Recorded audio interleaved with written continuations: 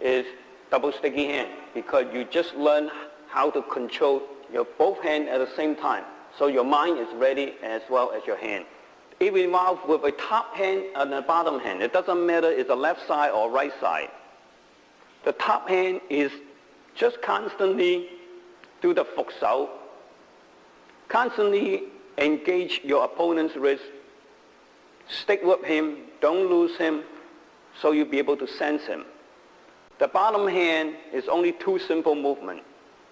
攤手, 綁手, 攤手, 綁手, 攤手, 綁手. Like I said, when you do the single sticky hand, it's easy because you get used to move one hand at the same time. But now the trick over here is like juggler, that you have to control both hands at the same time, like this.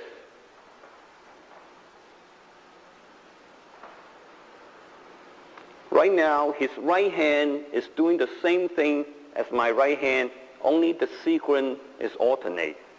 1, 2, 3, 4. In the double sticky hand, elbow should be firm for protection. The wrist should be soft. Don't tie your wrist, because you tie your wrist, you give out signal, and you don't want to do that.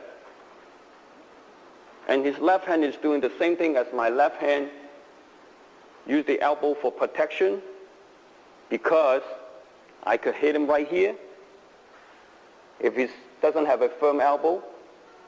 Same thing with the 攤手. If the 攤手 is too low, I could hit him.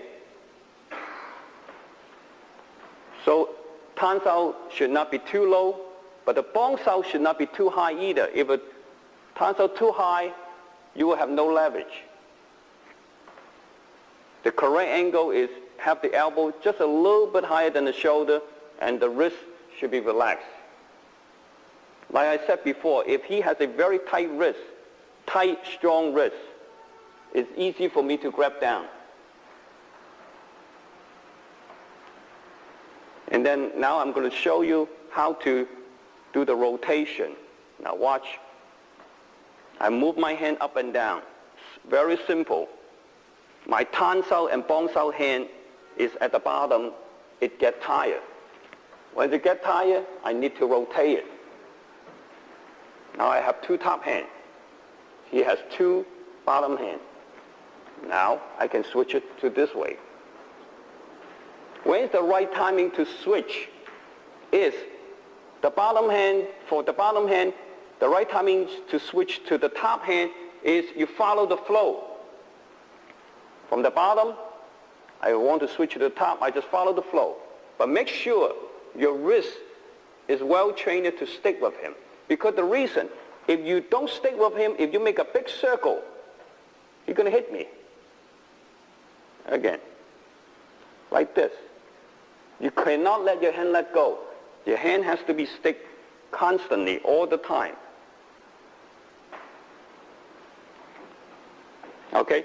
So my wrist, because of the wrist rolling training, I'd be able to roll with him, and he'd be able to roll with me. And Brendan's only trained with me for a few months. And you could see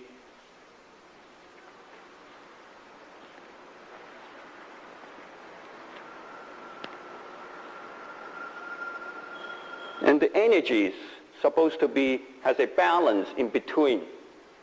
Okay?